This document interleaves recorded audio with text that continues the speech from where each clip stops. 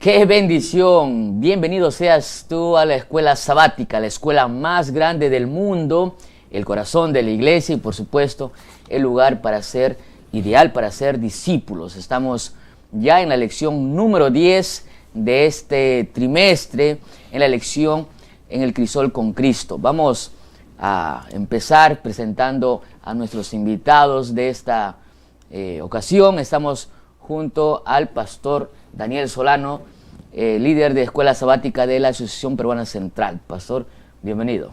Gracias, pastor, por la bienvenida. Una alegría estar aquí en la lección de Escuela Sabática número 10. Sé que vamos a disfrutar de estos minutos de alabanza, de testimonio, pero sobre todo del estudio de la palabra de Dios. También nos acompaña y tenemos la alegría de presentar al pastor Fernando Rojas, líder de Escuela Sabática de la Misión Peruana Central Sur. Ambos son líderes de la Escuela Sabática aquí en Lima, Perú. Y queremos también darle la bienvenida, pastor. Bienvenido. Gracias, pastor Heisen. Es un privilegio estar aquí para compartir la palabra de Dios, las enseñanzas de esta semana que serán de mucha bendición para todos nosotros que estudiamos la Escuela Sabática. Y con esa alegría les invitamos también a que puedan compartir este link, esta transmisión.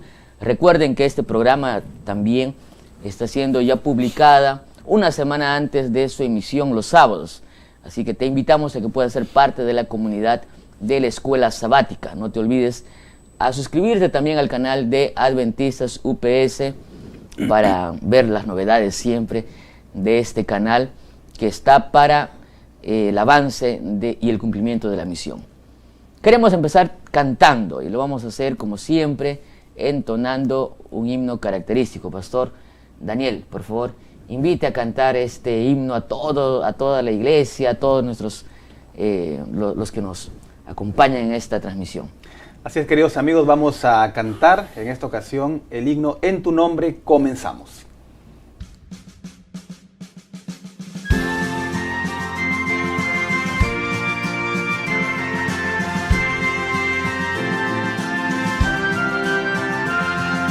En tu nombre comenzamos esta escuela, oh Señor.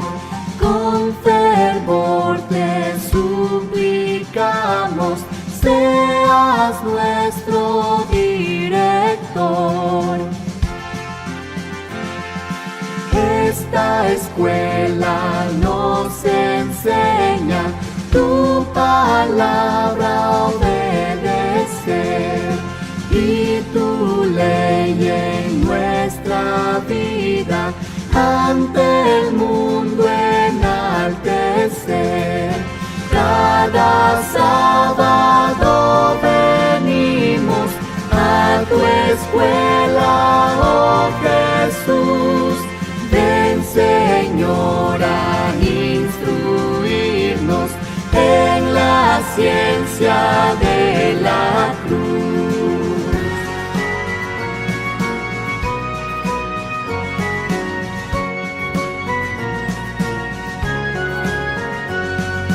Ven, Señor, a enseñarnos tus preceptos a cumplir. Ya reunidos esperamos tu presencia aquí sentir. Cada sábado venimos a tu escuela, oh Jesús. Ven, Señor, a instruirnos en la ciencia de la cruz. Cada sábado venimos a tu escuela, oh Jesús. Ven, Señor, a instruirnos en la ciencia de la cruz. Ven, Señor, a instruirnos en la ciencia de la cruz.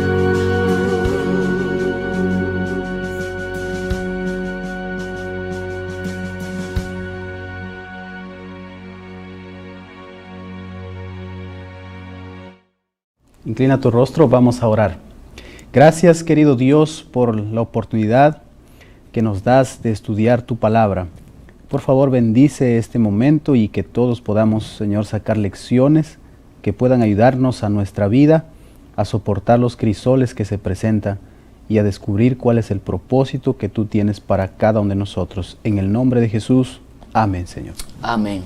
Amén. Muchas gracias, Pastor Fernando. En el Crisol con Cristo es el estudio de este tercer trimestre del año 2022. Y hoy, de manera rápida, llegamos a la lección número 10, templanza en el crisol. ¿De qué manera la templanza se convierte en una ayuda, en una cualidad extraordinaria para el cristiano en momentos de crisol? Esta semana hemos reflexionado en el texto central de una de las bienaventuranzas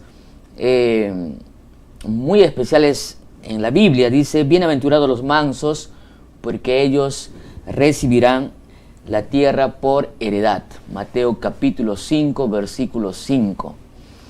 En la Biblia, al menos, Pastor Fernando, no es muy conocida esta cualidad, ¿verdad?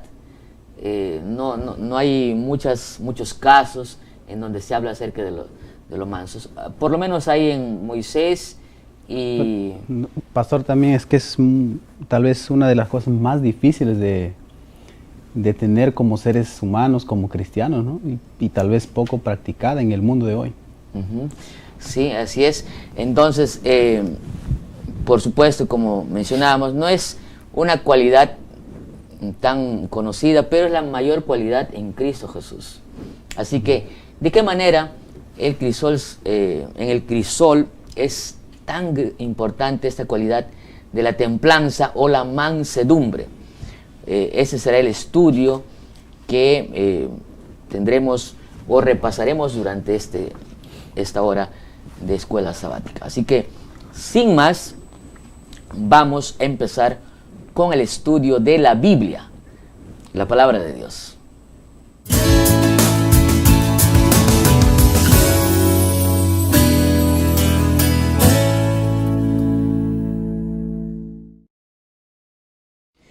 Muy bien, para el estudio 10 de este trimestre, de esta lección en esta semana, templanza en el crisol, vamos a utilizar como siempre el ciclo del aprendizaje, que tiene que ver con el motiva, el explora, el aplica y el crea. Así que para empezar este estudio fascinante, vamos a hacerlo con el motiva.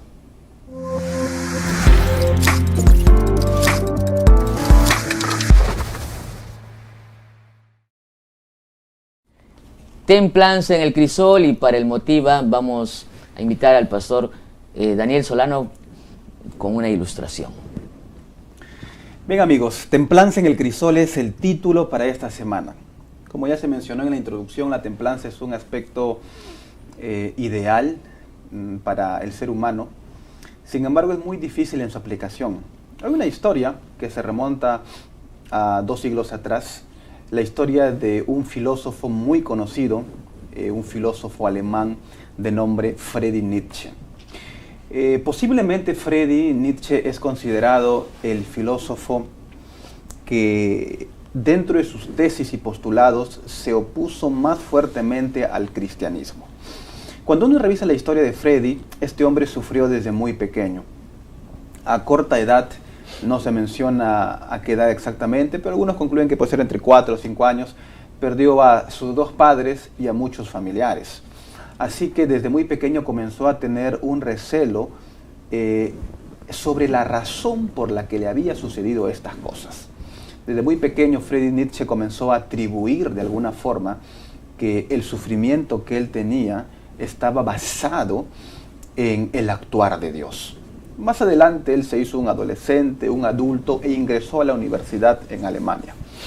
Ingresó a estudiar básicamente la cultura griega y romana, y dentro de sus tesis y postulados, Friedrich Nietzsche está ahí saliendo en la pantalla, él concluyó de que había un gran problema que había azotado Europa, Y ese problema era el ingreso del cristianismo a Europa y cómo el cristianismo se había enraizado dentro de Europa y en su conclusión el cristianismo había debilitado no solamente la cultura europea, sino también sus cimientos. Y él recomendaba que lo ideal era desaparecer el cristianismo con todo su esplendor para que la cultura europea pueda nuevamente resurgir. Él básicamente hablaba de dos aspectos. Hablaba de la moral de los amos y de la moral de los esclavos. Vamos a centrarnos en el segundo aspecto. Él creía que la moral de los esclavos estaba centrada en la debilidad. Que las personas que creían y que afirmaban que había un Dios, es decir, los cristianos, eran personas débiles que no pensaban, que simplemente eran guiadas como olas en un vaivén. De forma interesante, Nietzsche se opuso finalmente y de manera rotunda a todas las prácticas cristianas.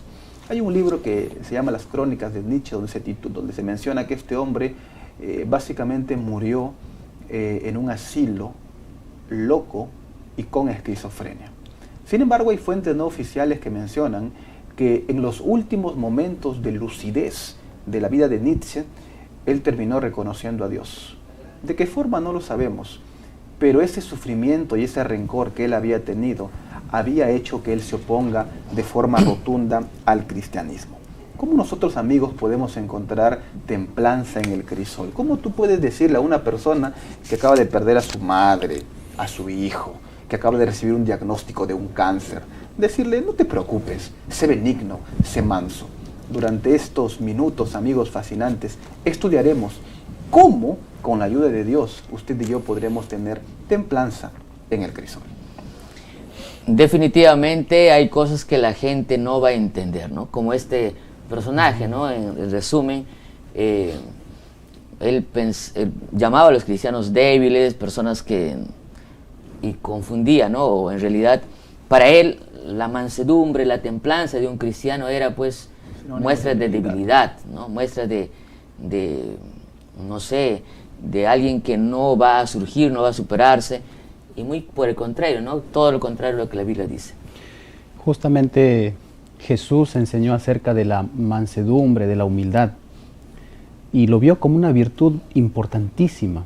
Tanto él dijo que debíamos aprender de él, que es manso y humilde de corazón. Amén. Más este filósofo se oponía a las enseñanzas de Jesús. Contrariamente decía que era una debilidad, que no demostraba hidalguía, liderazgo para esta vida, ¿no? Y curiosamente el hombre terminó prácticamente en un manicomio, ¿no? Con tantas ideas ateas que tenía acerca de la existencia de Dios. ¿Cuán importante es el tema de la templanza en un mundo que definitivamente tiene mucho sufrimiento, mucho dolor, lágrimas? Esas preguntas o este detalle será visto en el momento del explorar. Así que vamos a explorar entonces el texto.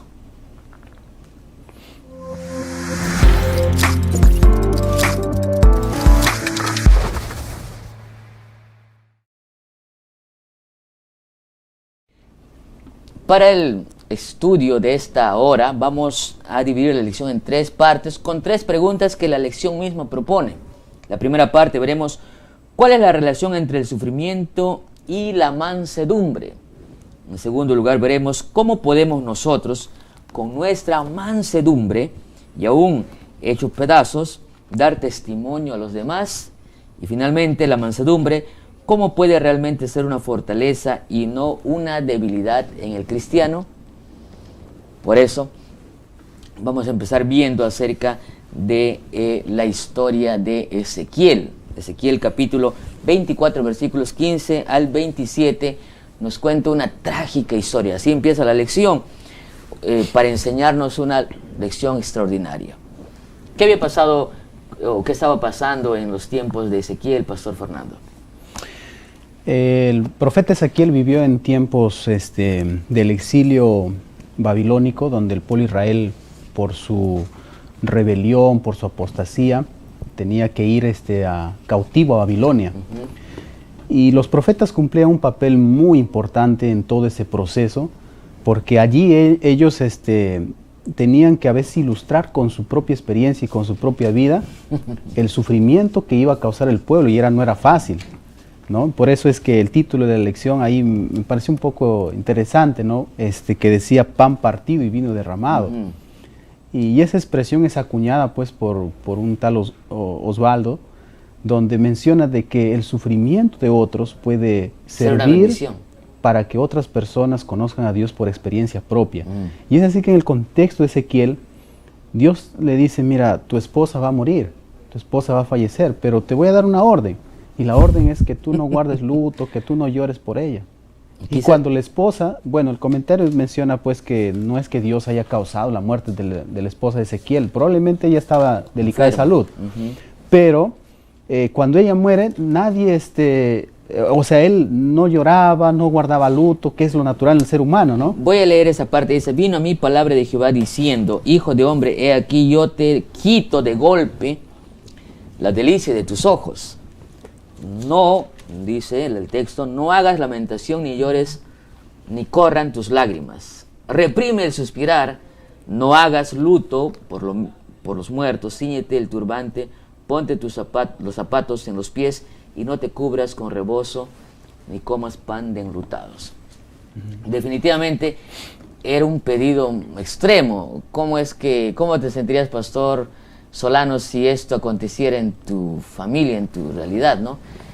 No imagino a Daniel Solano no llorando por Rosita.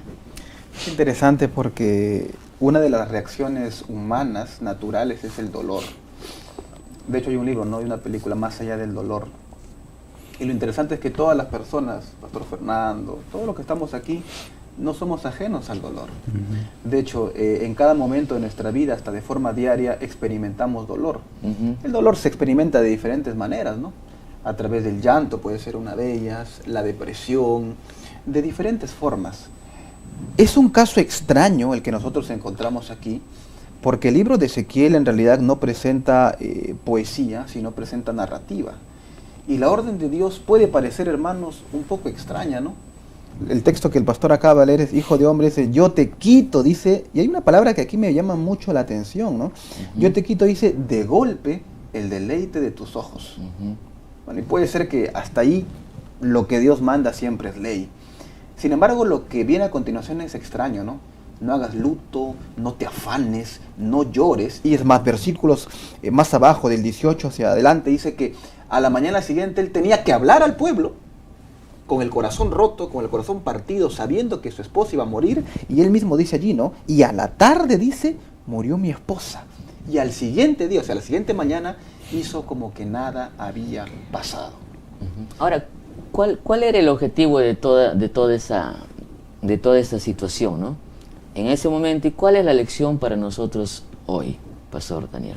Una de las lecciones que podemos sacar a priori es que las personas que estamos involucradas en las cosas de Dios, puede llamarse pastores, ancianos, líderes de algún departamento, o inclusive cualquier persona que ha entregado su vida a Dios, no está exenta del sufrimiento.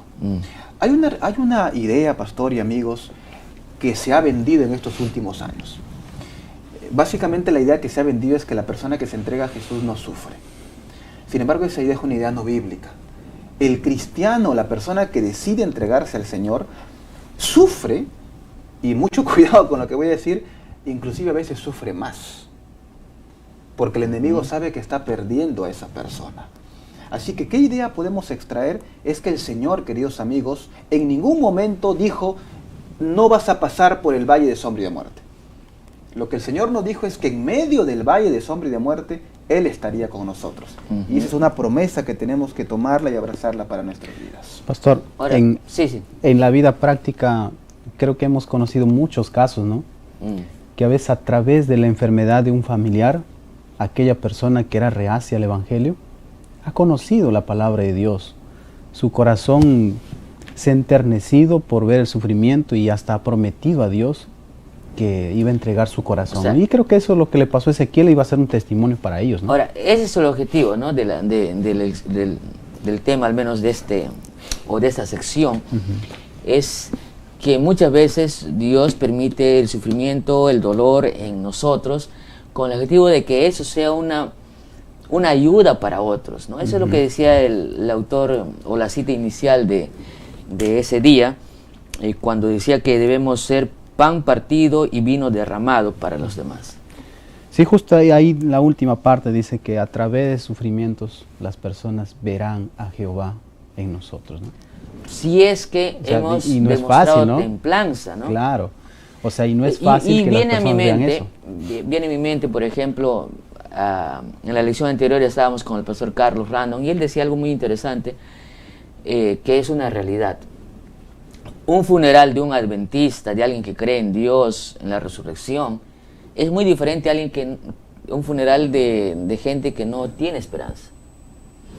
Me tocó oficiar en algunas oportunidades, o en varias, por no decir, funerales de adventistas, ¿no? Y algunas de ellas acompañaron a mis hijos, ¿no? Cuando éramos pastores. Y también nos tocó acompañar solo un funeral donde no eran adventistas y donde mi hija en el carro me preguntaba, no, papá, ¿por qué ese señor lloraba demasiado? ¿Acaso no sabe que Jesús va a volver por segunda vez y va a resucitar a su ser amado? Y bueno, yo le dije, bueno, es que creo que no sabe, ¿no? Entonces, ¿a dónde quiero llegar con eso? Es que muchas veces el dolor, los crisoles, el dolor que podemos estar afrontando, y nuestra actitud, nuestra templanza va a hacer esa diferencia. ¿Cómo es que mi hija miraba o notó la diferencia de alguien que pierde un ser querido creyendo en Dios y alguien que pierde un ser querido no creyendo en Dios? Entonces muchas veces, como decían ustedes, pastores, cuando alguien pasa un crisol fuerte y muestra mansedumbre, templanza, eso impacta. Dicen, pero ¿por qué, no? ¿Qué pasó? ¿Qué tienes tú que no estás llorando, que no estás devastado como deberías? Es porque hay Dios de por medio. Pastor, un detalle también que me llama la atención es que en realidad la escena de la muerte de la esposa de Ezequiel era también una ilustración. Correcto. Para que Dios pueda volver a encaminar al pueblo.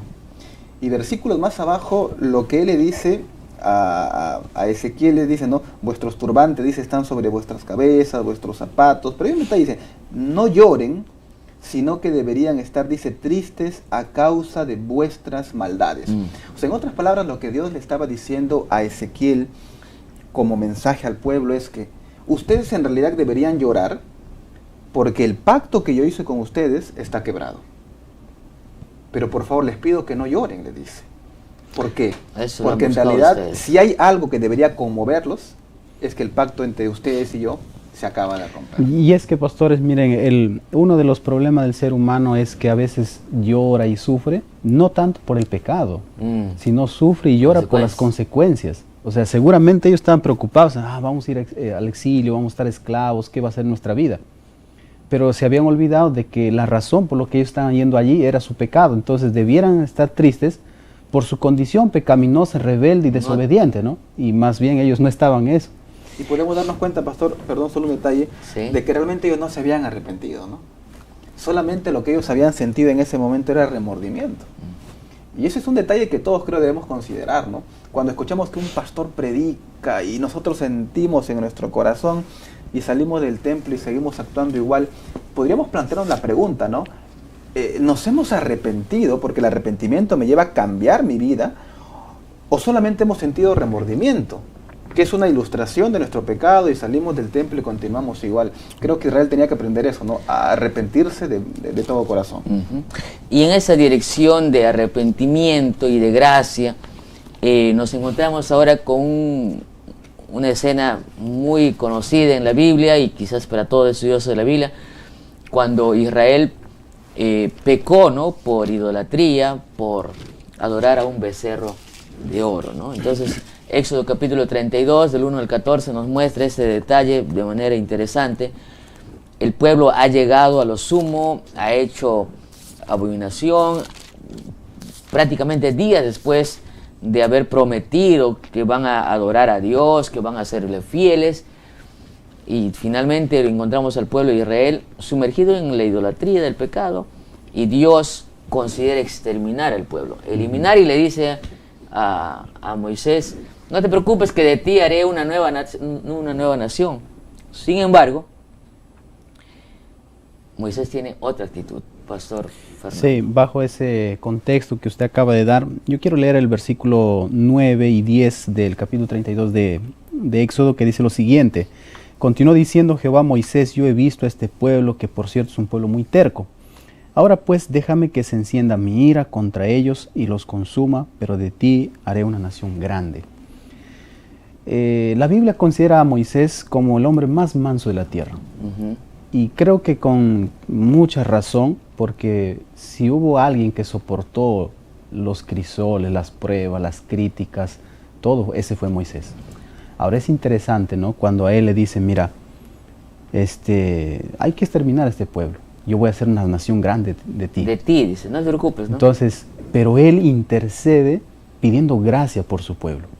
Ahora, y es interesante porque él como que le aconseja a Dios, ¿no? Decir: no, pero ¿cómo vas a hacer eso? Mira, los pueblos paganos van a hablar mal.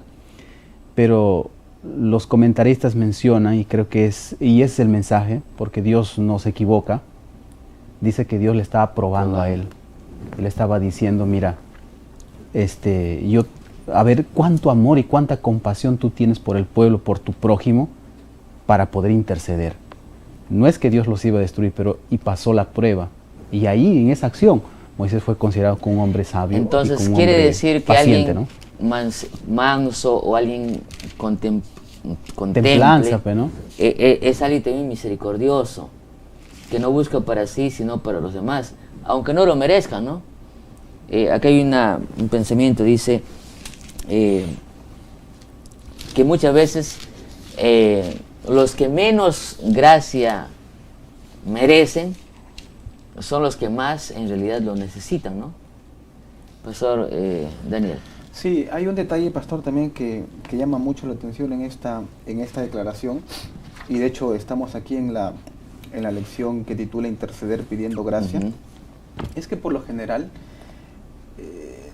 siempre aflora el lado humano, ¿verdad? Siempre aflora en cualquier momento de nuestra vida el lado humano.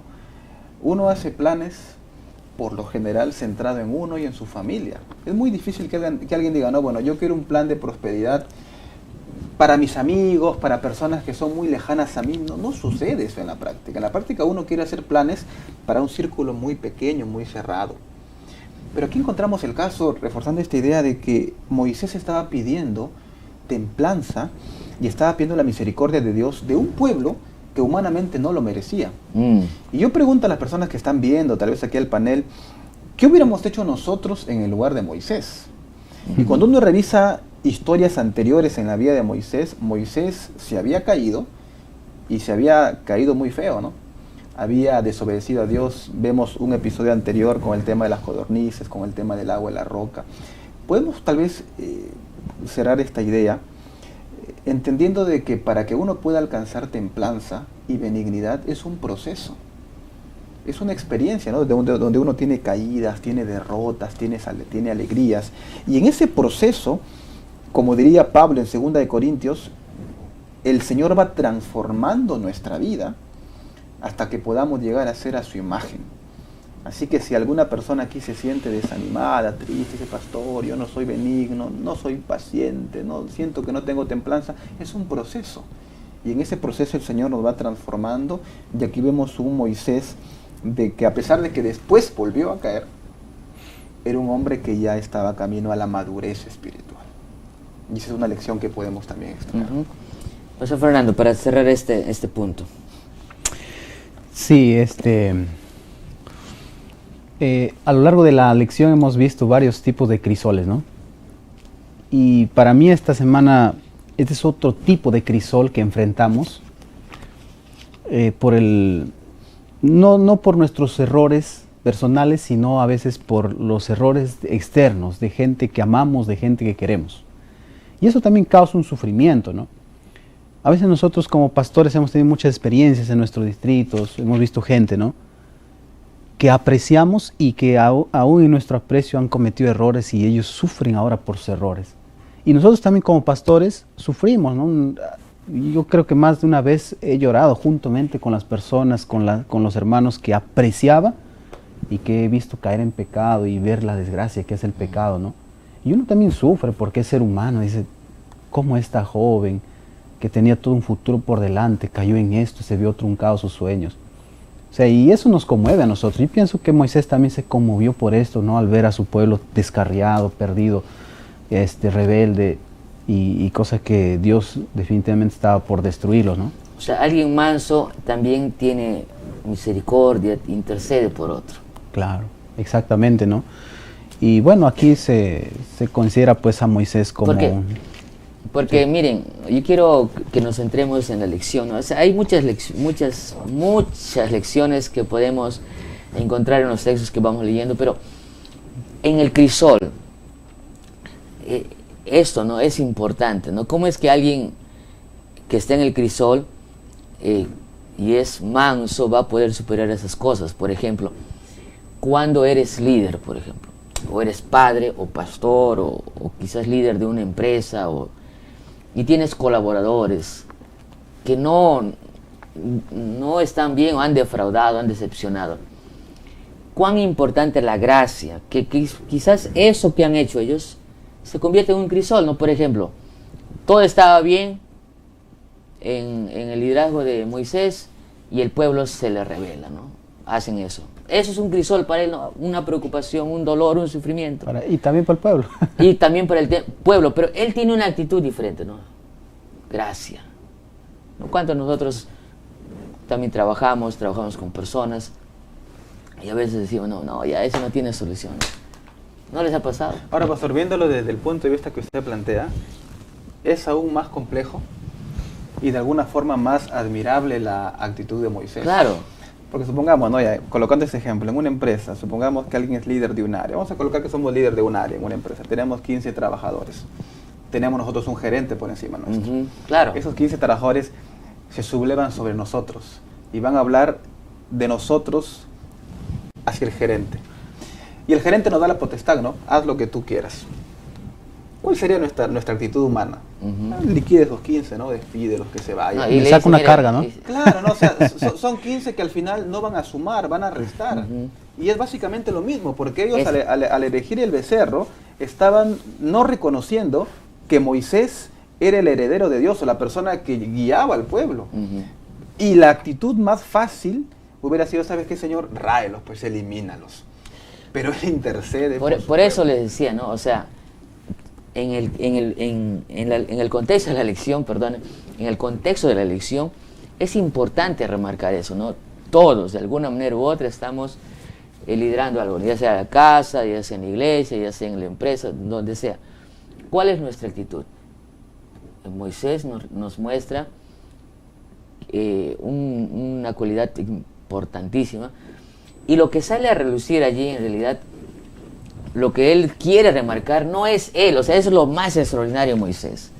O sea, alguien humilde, alguien manso, no es alguien que quiera, por eso manso y humilde, ¿no?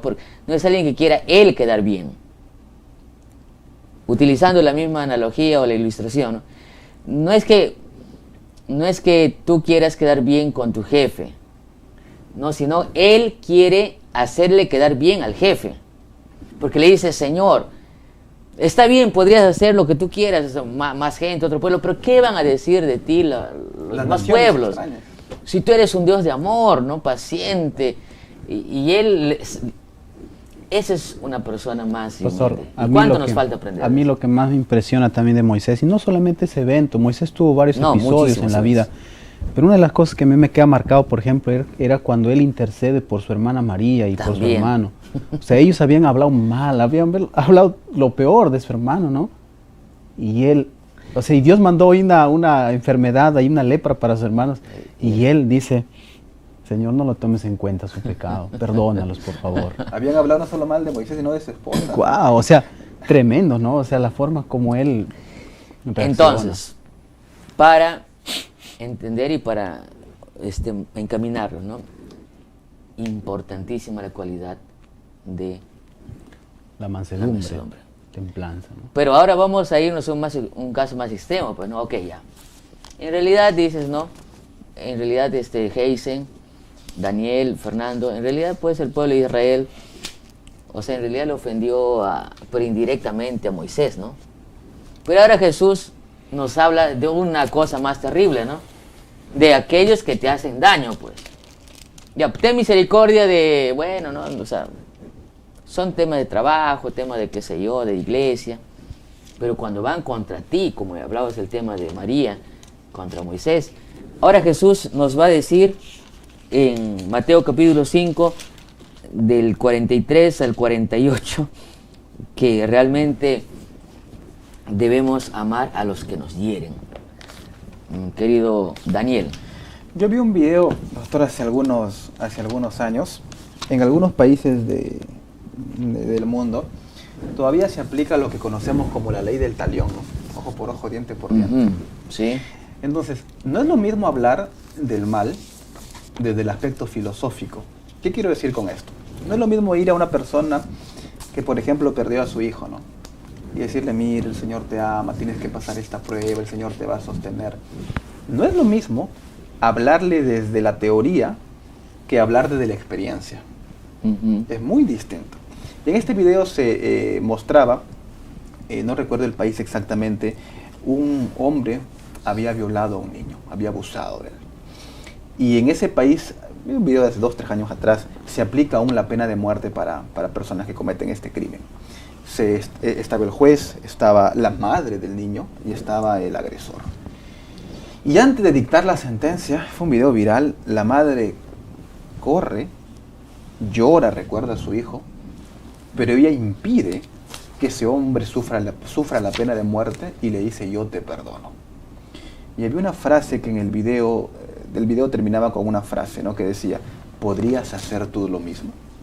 Y el texto bíblico, que es interesante, ¿no? Dice, bendice, dice, al que te maldice.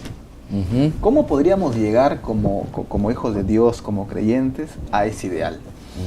Creo que humanamente nunca podríamos lograr este objetivo. Hay algo más que nos va a motivar a hacer eso.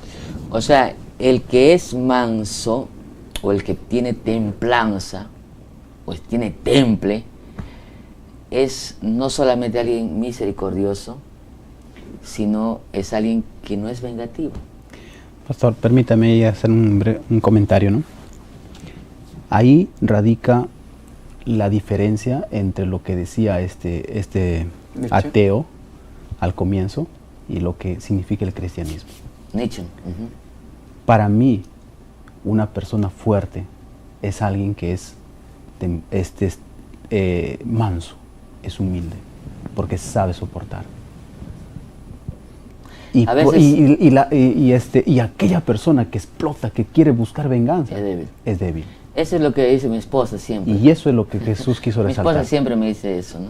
O creo que lo escuchó, no sé, pero eso le dice mi esposa, mis hijos, que ser valiente, ser fuerte, o la frase, ¿no? La frase conocida como es de carácter fuerte. De carácter fuerte, ¿por qué? Porque es explosivo, es débil.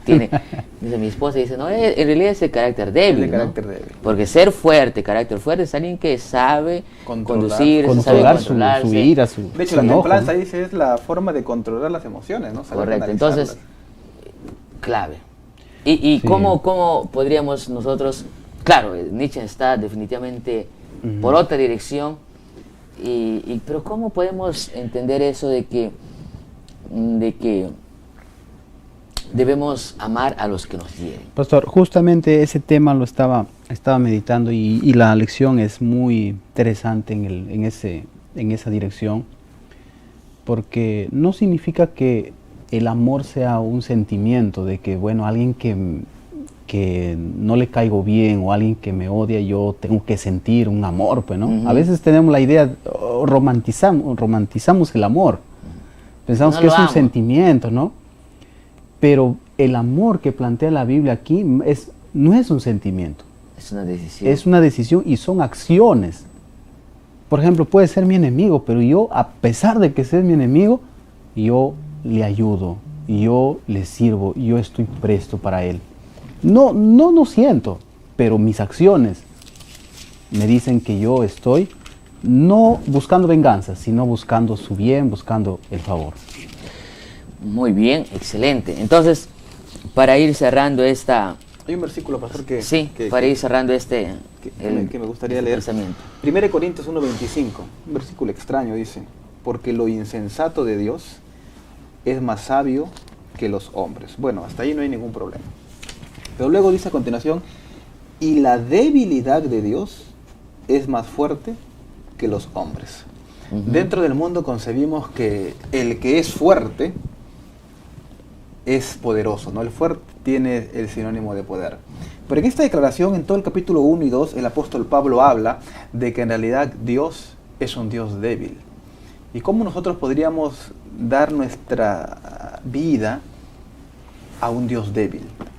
De forma interesante, en la mente de Pablo, el Dios débil no es un Dios débil en fuerza, en poder o en capacidad. Pablo define a Dios débil como un Dios benigno, como un Dios que tiene templanza, como un Dios que se acuerda de nosotros, como un Dios que está dispuesto a descender de su estatus de Dios y venir y tocar el hombro de una persona que acaba de perder a su hijo, que acaba de perder un trabajo. En esa consigna Pablo habla de la debilidad de Dios. Un Dios que tiene templanza. Solo sería débil entre comillas, y débil en el pensamiento que no conoce a Dios, ¿no? Pero en realidad Dios es fuerte. ¿Por qué fuerte? Porque por esas mismas características que Él da, ¿no? Correcto, de por humildad, eso, por eso Pablo está hablando aquí específicamente a un grupo de personas que consideran a un Dios de una forma distinta, ¿no? Y él dice, no, Dios es un Dios que tiene templanza, que tiene benignidad. Definitivamente la gente no va a entender no va a entender todos los casos que hemos mencionado. No va a entender cómo es que alguien puede estar tan tranquila cuando hay un montón de cosas que están destruyendo, cuando está muriéndose la gente o está pasando por crisoles.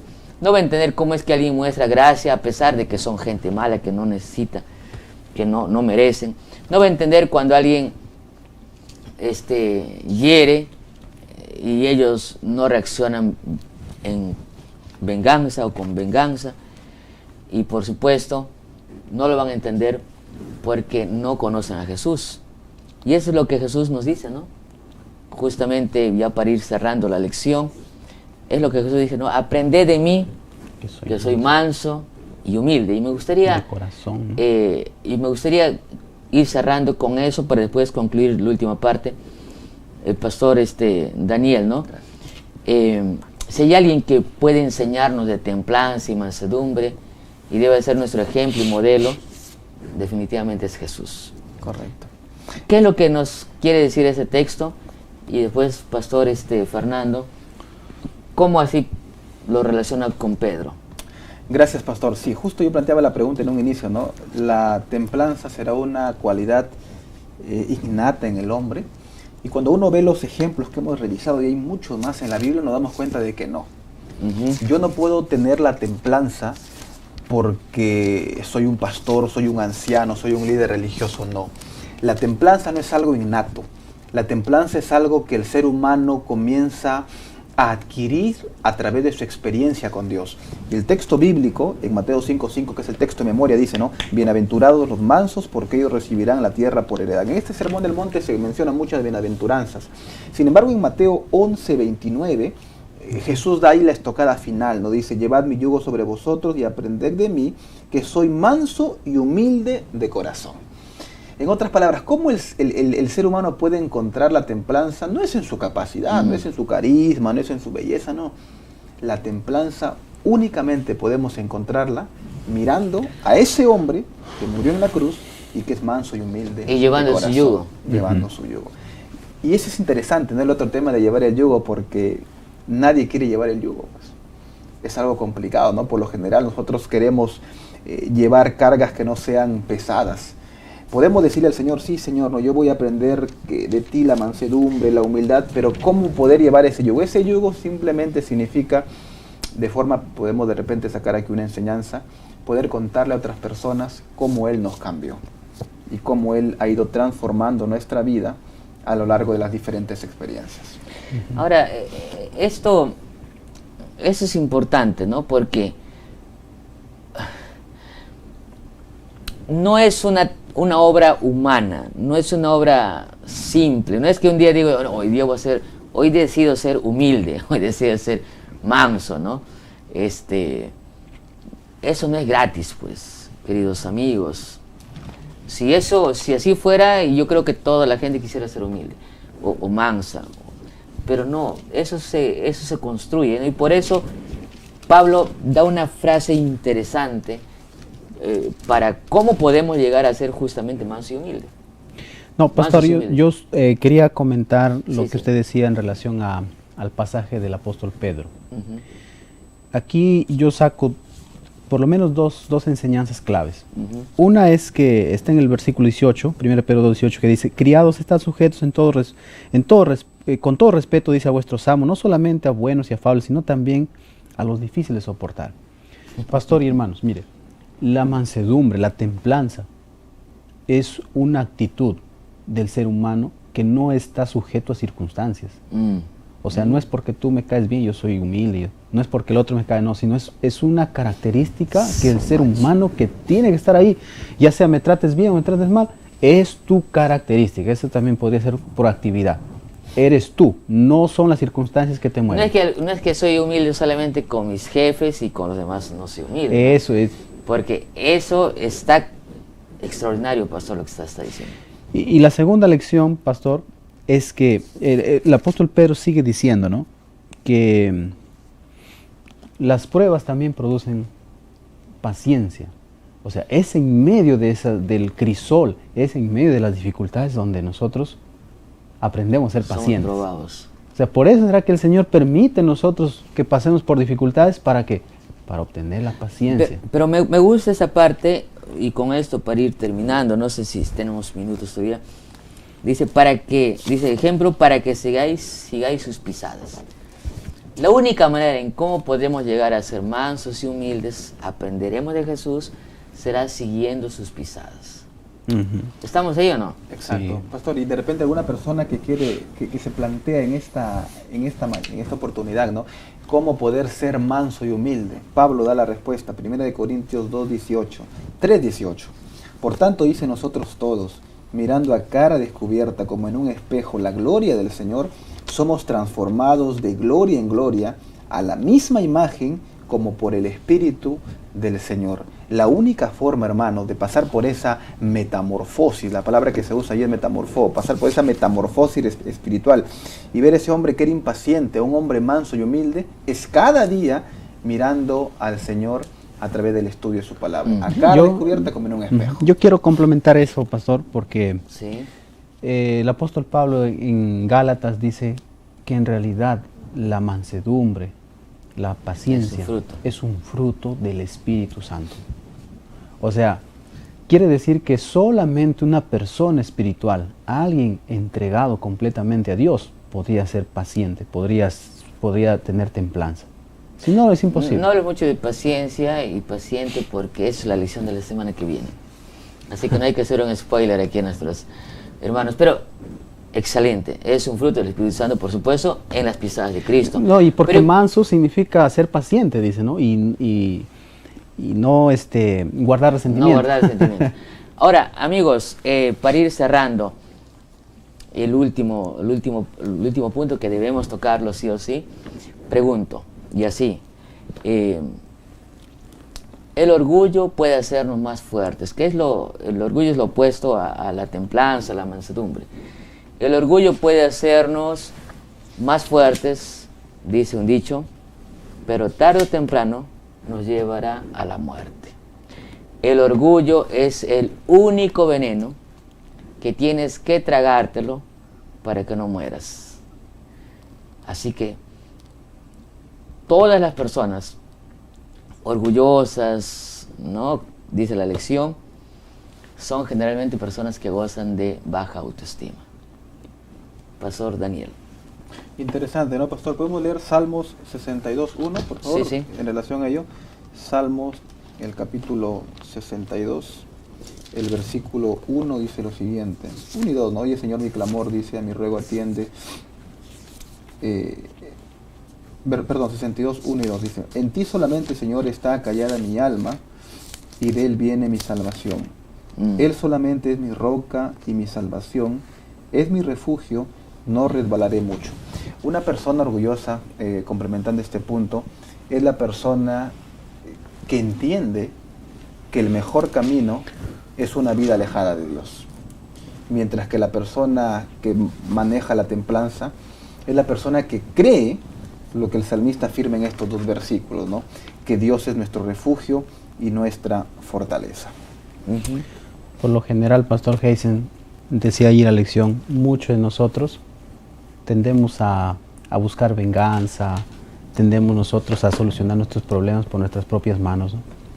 Pero creo que la lección de esta última parte, Pastor, nos quiere dejar bien en claro de que al final es Dios el que se encarga de hacer justicia, y a Él debemos aferrarnos porque Él es nuestra roca inamovible, según lo dice Salmo, ¿no? O sea, dejemos que Dios conduzca nuestra vida, pues si al final Él es el que está guiando nuestra existencia, Él sabe por qué pasan los problemas y Él nos va a ayudar a salir también de ellos, y sin nosotros tratar de solucionar por nuestras propias manos tal vez alguna injusticia que hemos sufrido, ¿no? Pastor, solamente un párrafo aquí que me permiten leer, dice: en resumen, la mansedumbre y la humildad, lejos de ser atributos de debilidad, a menudo son la manifestación más poderosa de un alma afirmada y arraigada en la roca. Queridos amigos, definitivamente hay un camino largo por recorrer.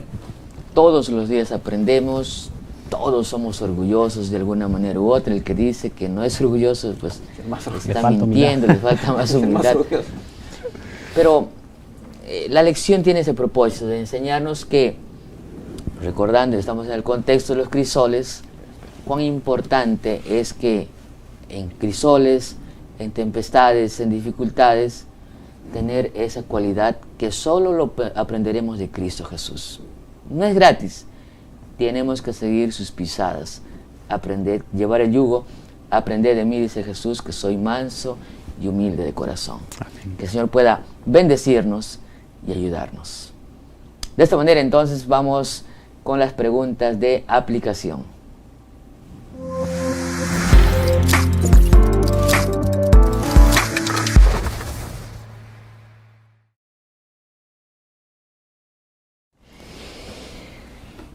Pastor Daniel Solano dice: la humildad, ¿en qué medida nos permite elevarnos por encima de las heridas y las molestias?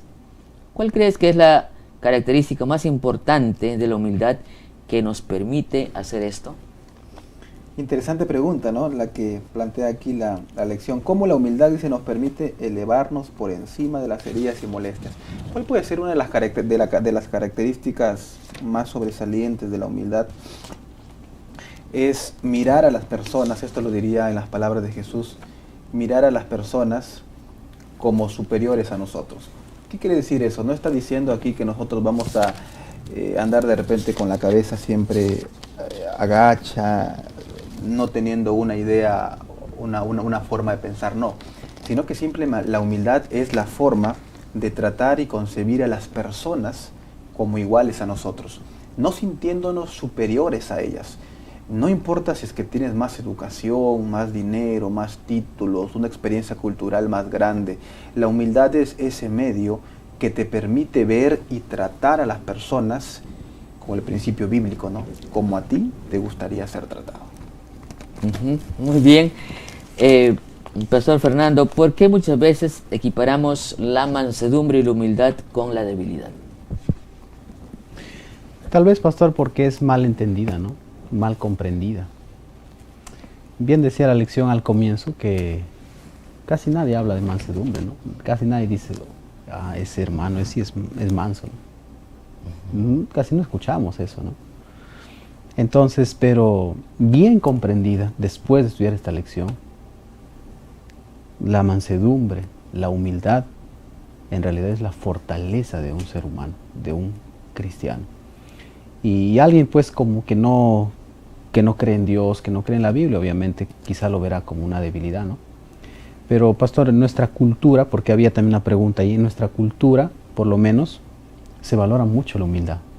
Si usted se da cuenta, dice, ah, no, este es bueno en lo que hace, pero la malogra que no es humilde. Este es no tan bueno, pero su personalidad es sencilla, es humilde, cae bien. Entonces, nuestra cultura peruana, por lo menos, se valora ese aspecto, ¿no? Y quizá en otras culturas no se valora tanto ese aspecto y de verdad lo ven como una debilidad. Algunos hemos nacido en un lugar equivocado. No, y de hecho, pastor, en el mundo empresarial hoy en día no solamente se evalúa las competencias, lo que uno sabe, sino también las actitudes. Hace algunos años solamente se evaluaba las competencias, entonces uno podía tener un jefe, una persona que era brillante, pero que trataba mal a todo el mundo. Ahora el mundo, inclusive no cristiano, y cristiano en realidad, ¿no?, está tratando de ver esa mixtura entre las competencias y también entre las capacidades de las personas. Muy bien, entonces de esta manera vamos a cerrar la lección con algunas tareas que nuestros líderes de Escuela Sabática van a compartirnos. De esta manera entonces vamos al CREA.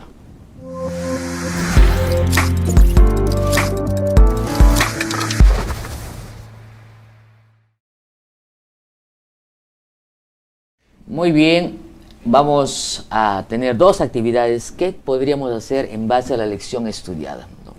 No vamos a tener las preguntas por hoy, pero vamos a tener algunas actividades que van a compartir aquí nuestros líderes de Escuela Sabática. Pastor, estaba pensando en que tal vez nosotros siempre tenemos a alguien en nuestra iglesia o tal vez en la sociedad que no nos llevamos bien.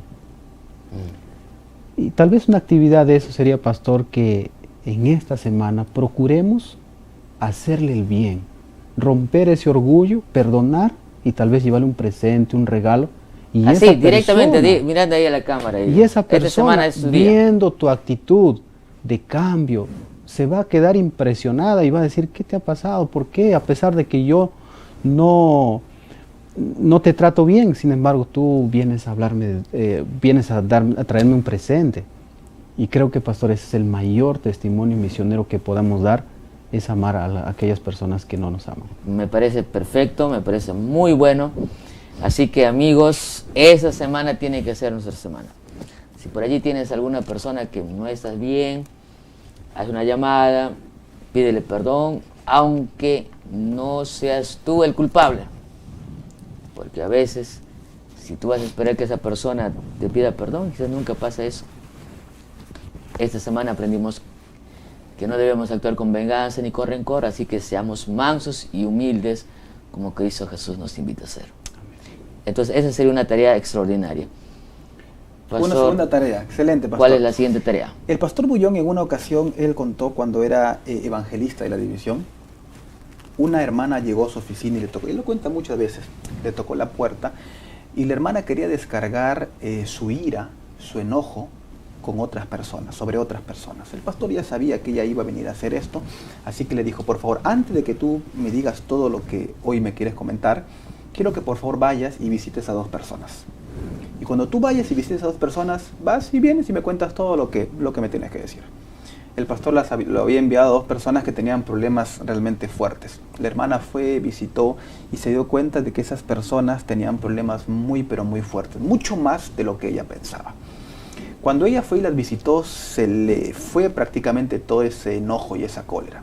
Y cuando ella volvió al pastor, el pastor le dijo, ahora sí, por favor, cuéntame, ¿qué era lo que me venías a decir? Y la hermana le dijo, pastor, no se preocupe, no tengo nada que contarle. El pastor cuenta esto como una experiencia, como una moraleja, y él dice que la mejor o una de las mejores actividades para poder dejar atrás el orgullo, el enojo, y como consecuencia ser más mansos y humildes es la actividad misionera. La actividad misionera como parte práctica va a hacer que nosotros podamos mirar más allá de nuestros problemas y no solamente podamos cumplir la comisión de Dios de ir y contarle a otras personas lo que Él hizo a través de un estudio bíblico, en una clase bíblica, sino que va a ser también un remedio infalible para nuestras almas.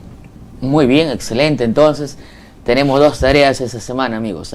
Por favor, vamos a pedir perdón o vamos a llevarle algo a quien quizás no nos cae o no nos llevamos tan bien. Y lo segundo, hacer obra misionera. Es el antídoto perfecto para alguien que está mal. De esta manera entonces, queridos amigos, nos despedimos. Queremos agradecerles por haber estado con nosotros. Comparte esta transmisión en tus grupos de WhatsApp, en tus redes sociales, y también sé parte de la comunidad Adventistas UPS, allí dándole clic o suscribiéndote a nuestro canal y a nuestras redes sociales. También queremos compartir con ustedes que los pastores estarán acompañándonos hasta la última lección, el 13, así que seas tú también bienvenido. Vamos a despedirnos con una oración, Pastor Daniel, y después cantamos del templo a la casa. Vamos a orar, queridos amigos. Padre Celestial, gracias te damos en esta oportunidad porque podemos entender que la mejor forma de poder pasar los crisoles es contigo a través de la templanza. Que con tu bendición y protección podamos cada día ser un poquito más mansos y humildes. Finalmente, Señor, ese es el ejemplo que tú nos dejaste.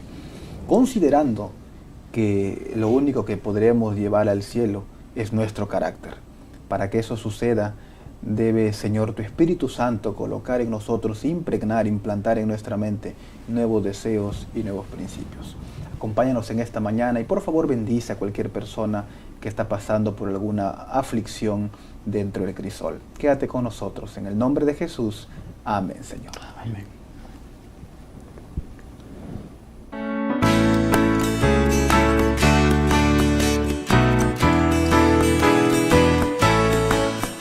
Cada sábado en la iglesia yo voy a mi unidad de acción, donde juntos nos reunimos en la escuela sabática de Dios.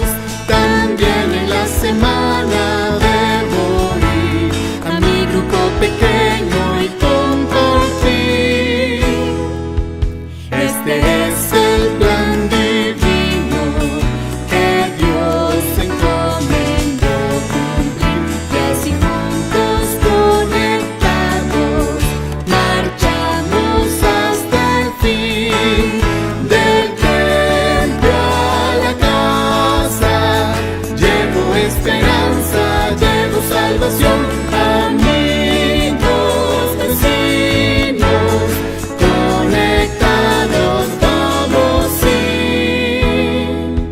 Cada sábado en la iglesia yo voy a mi unidad de acción, y durante la semana a mi grupo pequeño he de ir.